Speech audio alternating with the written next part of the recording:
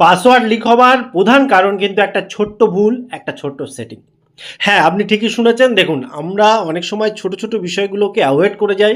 কিন্তু সেই ছোট বিষয়টাই এত বড় কারণ হয়ে যায়, যেটা আপনার প্রাইভেসি, সিকিউরিটি থেকে শুরু করে সবকিছু ধ্বংস করে দিতে পারে এবং আপনি এমন একটা সিচুয়েশনে পড়তে পারেন, যেটা আপনি কল্পনাও কখনো করেননি।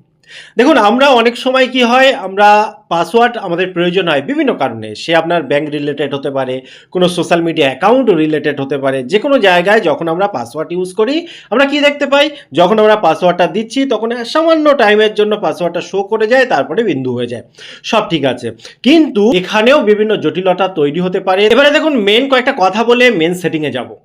বিষয়টা বুঝে নেওয়া দরকার। দেখুন, আমরা বিভিন্ন জায়গায় যাই, শপিং মল হতে পারে, রেস্তোরাঁ হতে পারে, বা এমন অনেক অফিস, সেখানে দেখবেন যে সব দিক দিয়ে সিসি ক্যামেরা কিন্তু লাগানো রয়েছে। এবারে ভেবে দেখুন, সেখানেও গিয়ে কিন্তু আমরা আমাদের বিভিন্ন প্রয়োজনে আমরা পাসওয়ার্ড আমরা দিয়ে থাকি, ব্যবহার করি। দেখুন, আমি কাউকে খারাপভাবে নিচ্ছি না বা কেউ অন্যায় করবে এটা আমি ধারণাও করছি না।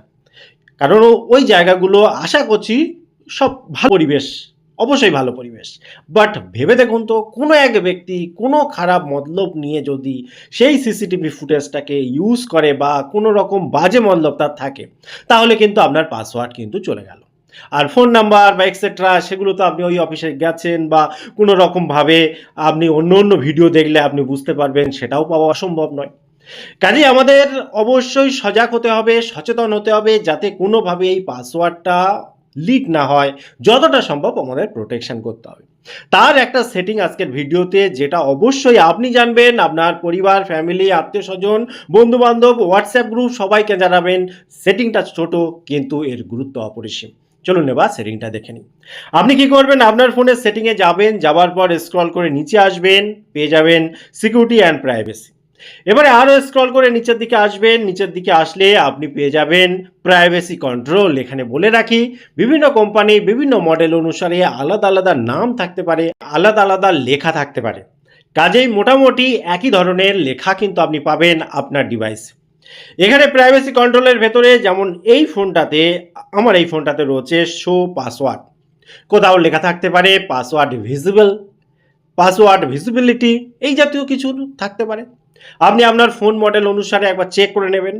আপনাকে শুধু এই কাজটাই করতে হবে, অফ করে দিতে হবে, যাতে করে আপনি বাসে, ট্রামে, ট্রেনে, কোনো অফিসে, কোনো ভিড়ভাট্টা জায়গায় যতই পাসওয়ার্ড টাইপ করুন না কেন, ওই খানিকক্ষণের জন্য উঠে থাকা ব্যাপারটা কিন্তু আর থাকবে না। আর অবশ্যই যখন পাবলিক প্লেসে থাকবেন, তখন এই জাতীয় ইম্পর্টেন্ট কাজে কোনো রকমভাবে কোনো পাবলিক ওয়াইফাই বা অন্যের থেকে ওয়াইফাই নেওয়া, এই জাতীয় কিছু না করার চেষ্টা করবেন। এগুলো কিন্তু রিস্কি হতে পারে। এছাড়াও কিছু কিছু সতর্কতা রয়েছে, যে পাবলিক প্লেসে যখন ইম্পর্টেন্ট কিছু করতে হয়, যেমন পাসওয়ার্ড রিলেটেড, সেক্ষেত্রে কি কি সতর্কতা অবলম্বন করা উচিত সে বিষয়ে অলরেডি ভিডিও আপলোড করা রয়েছে। বারবার একই কথা রিপিট করছি না। আপনার যদি মনে হয় একবার দেখি সেগুলো, তাহলে প্লে লিস্টে গিয়ে সেগুলো দেখতে পারেন। টোটাল ইনফরমেশন কেমন লাগলো অবশ্যই কমেন্ট করতে ভুলবেন না। দেখা হয় পরবর্তী ভিডিওতে। ততক্ষণ ভালো থাকুন, সুস্থ থাকুন। Bye bye.